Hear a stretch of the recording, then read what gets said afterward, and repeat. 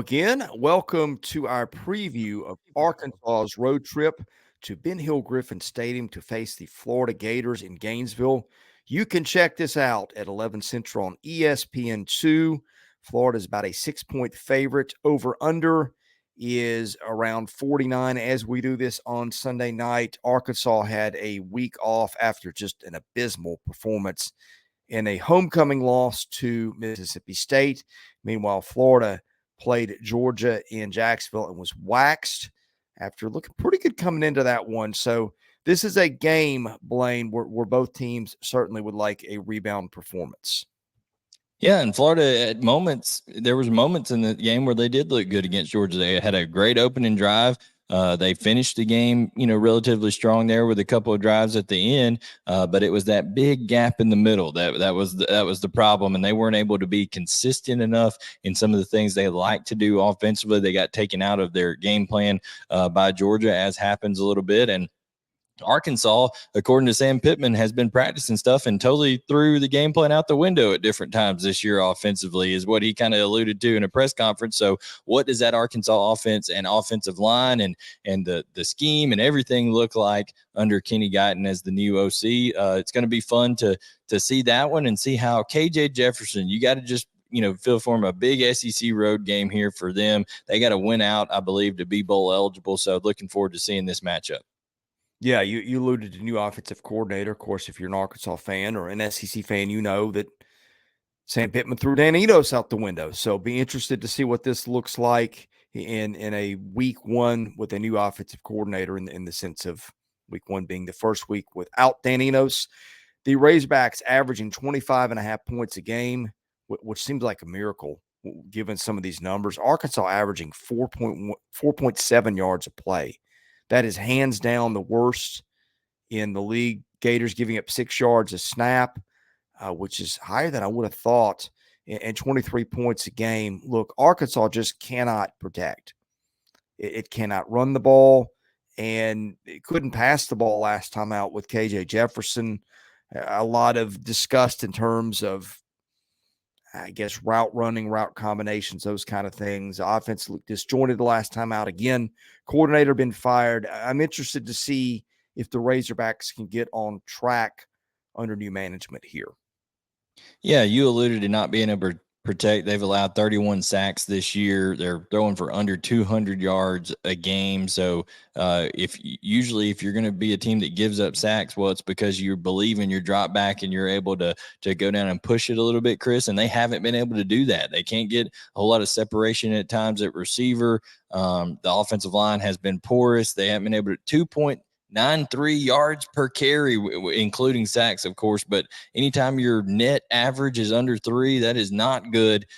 They've got to be able to find some playmakers and shorten this game a little bit, help their defense out on that side of the ball. I know that they've played really, really well defensively at times, Chris, but they end up being on the field too long. And then Florida just too much run after the catch against Georgia. So will Andrew Armstrong and Tesla and Sategna and all these guys have some ability can Kenny Guyton scheme them up where they can catch and run against Florida, who missed some tackles, wasn't able to get pressure, doesn't create turnovers, and they gave a lot of yards after the catch to Georgia. So I'm excited to see who picks up their struggles a little bit better.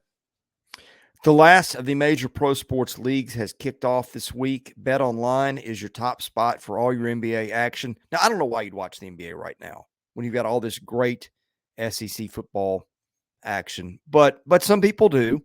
The NBA doesn't start till Christmas, Chris. It doesn't start till Christmas. Christmas Day, that's when the NBA kicks off. I'm with you. With MLB postseason, though, there's also that. Now, I am watching that. NFL and college football, NHL in full swing. BetOnline is your number one source for wagering news, odds, trends, and predictions. Get everything NBA at your fingertips with both desktop and mobile access for every sport anytime. Head to BetOnline today to get in on the action. Don't forget to use the promo code BELIEVE. That is BLEAV. Receive your 50% welcome bonus on your first deposit. BetOnline, where the game starts. Yeah, and also too, if you want to go over there and just do some research, get your lines, get your over-unders, maybe even look at some props, things like that. It'll help you be more in tune with, okay, what does Vegas think? And then while you're over there, you might as well get halfway towards a profit with 50% bonus there on your first time deposit. So check out Bet Online. Well, we've done our research on Arkansas's defense, and I think that's one thing that's been overshadowed a little bit in a wretched offensive season and a disappointing 2-6 start. The defense is giving up 22.9 a game, 5.5 yards. Again, brutal schedule have the Razorbacks played so far. Arkansas forcing turnovers 2.5% of the time. Gators doing a really good job of holding on to the ball, 1.3% turnover rate, 6.2 yards per snap. Offensively, 28 points a game. Look, it wasn't his best game last week, but Graham Mertz has been really good. Now, I've been disappointed in Florida's rushing attack of Montrell Johnson and Etienne. They just have not produced the way I've thought. But this is an offense for the Gators that have been playing pretty well up until it met one of the best 2 or 3 defenses in the country in that loss to Georgia last week. Well, the good news for Florida is that Johnson and Etienne do run much better at home than they do away from the swamp. When they're at home, I mean, they eviscerated a very good Tennessee rushing defense. So you would have to say, if you're Arkansas, if you're Travis Williams, you got to load up to stop the run and force Graham Mertz to beat you. That's kind of what's going to happen here.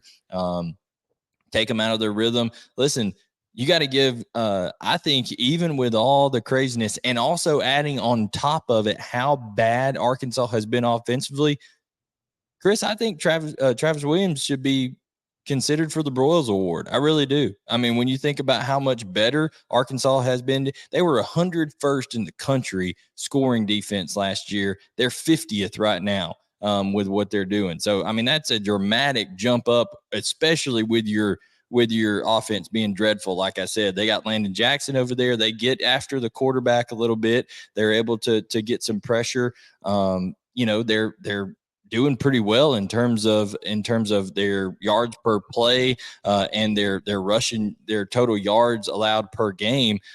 So I think that Arkansas has a chance to hold down Florida a little bit in this game. And I think if you're looking at something on Bet Online, you might want to look the under in this one, because I think this could be a deal where the defenses shine a little bit. Like I said, particularly sometimes people feed off of some change. So if that offense gets a little pep in their step and they're able to produce a little bit more, that's going to raise the morale of that Arkansas defense. They're not thinking they have to win the game by themselves anymore, Chris. So I think that's an interesting dynamic to look at.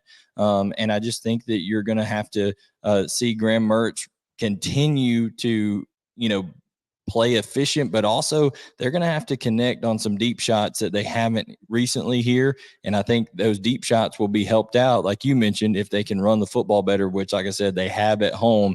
And Arkansas is going to be sold out on that run.